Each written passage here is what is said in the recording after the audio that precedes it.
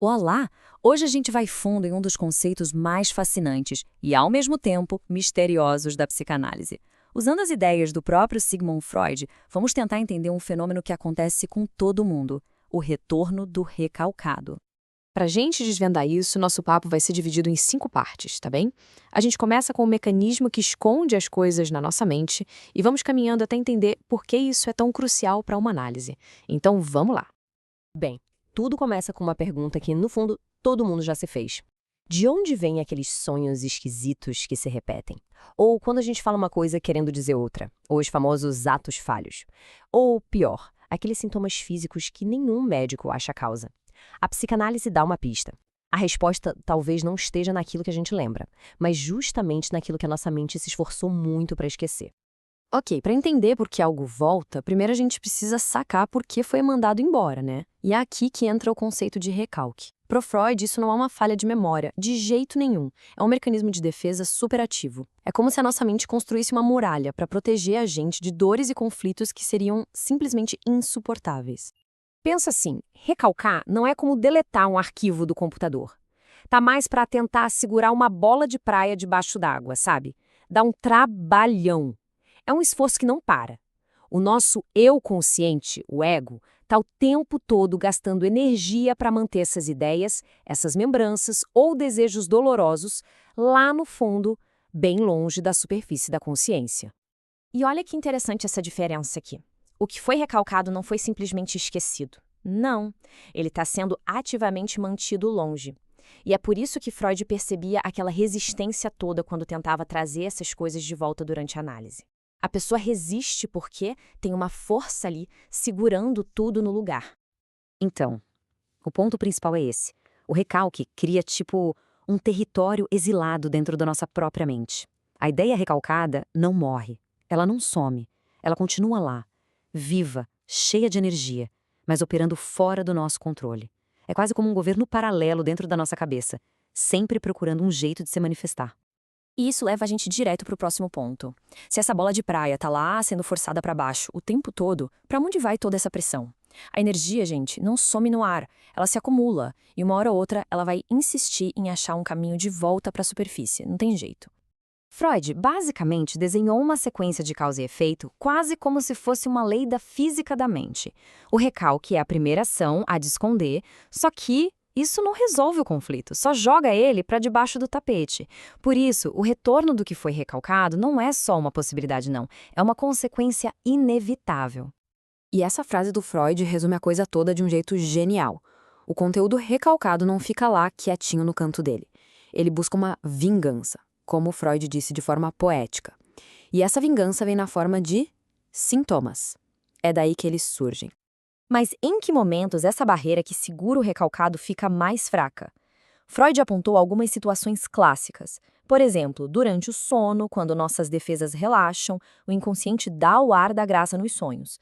Outro momento na puberdade, quando os impulsos ficam muito mais fortes. Ou às vezes acontece na vida adulta mesmo. Uma experiência nova mexe com uma ferida antiga e acorda aquilo que estava lá adormecido. Só que aqui vem a parte mais incrível de todas. Essa pressão do inconsciente não volta de um jeito óbvio, limpo. Seria fácil demais, né? Ela volta disfarçada, usando máscaras. E são justamente essas máscaras, os sonhos, os sintomas, os atos falhos, as pistas que a psicanálise tenta decifrar. E esses disfarces aparecem em todo canto. Os sintomas, como uma fobia ou uma obsessão, são os mais evidentes. Mas Freud mostrou que a lógica por trás é a mesma para tudo. Desde o conteúdo super bizarro de um sonho, até um simples lapso de memória, ou uma piada que a gente conta sem entender muito bem o porquê. Tudo isso pode ser o recalcado achando uma frestinha para aparecer.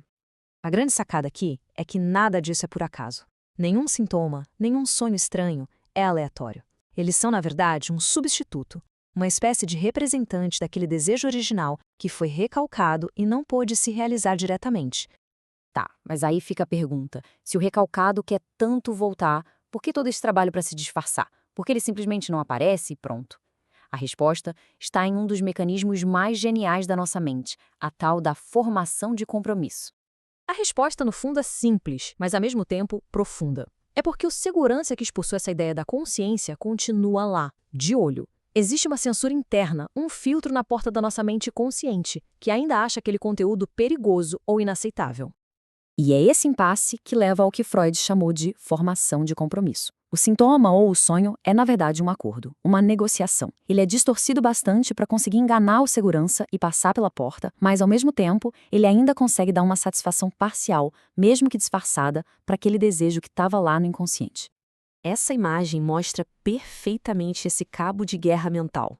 De um lado, você tem o desejo querendo sair com toda a força. Do outro, a defesa, a censura, puxando para impedir. E o que nasce no meio desse conflito? O sintoma, o sonho. É uma solução engenhosa, ambígua, que consegue agradar um pouquinho os dois lados. Satisfaz parcialmente tanto o desejo quanto a defesa. E como é que esse disfarce é criado? Freud identificou 2 mecanismos principais olhando para os sonhos. O primeiro é a condensação. Imagina pegar várias ideias e emoções e espremer tudo numa única imagem ou palavra. É tipo um arquivo .zip mental. Isso é a condensação. O segundo é o deslocamento. Pensa num filme de suspense, onde a atenção não está no vilão, mas num objeto qualquer, tipo um relógio. A emoção forte foi deslocada para algo que parece inofensivo. É assim que a nossa mente engana a censura, tirando o foco do que realmente importa. Certo, mas, na prática, o que a gente faz com tudo isso? Para que serve saber disso? É aqui que toda essa teoria vira uma ferramenta poderosa de transformação e autoconhecimento. E esse é talvez o ponto mais revolucionário da psicanálise. O sintoma, aquela coisa que tanto incomoda, não é o problema. Ele é o caminho. É como se fosse um mapa do tesouro, uma mensagem toda em código que, se a gente conseguir decifrar, nos leva direto à raiz do sofrimento. A terapia psicanalítica, então, é basicamente um trabalho de tradução. Ao entender a língua do inconsciente, a língua da condensação e do deslocamento, o analista ajuda a pessoa a decifrar essas mensagens, a encarar o conflito original de frente e, com isso, se libertar do sintoma. Não é eliminar o sintoma, é entender o que ele quer dizer. No fim das contas, a ideia do retorno do recalcado é um convite. Um convite para a gente olhar para a nossa própria vida, não como uma sequência de acidentes, mas como um texto rico em símbolos, uma história esperando para ser lida. A pergunta que fica no ar é: o que será que os seus sonhos, os seus atos falhos, os seus sintomas, o que será que eles estão tentando contar sobre o seu passado escondido? A resposta, como Freud nos mostrou, é nada menos que a história secreta de quem a gente é.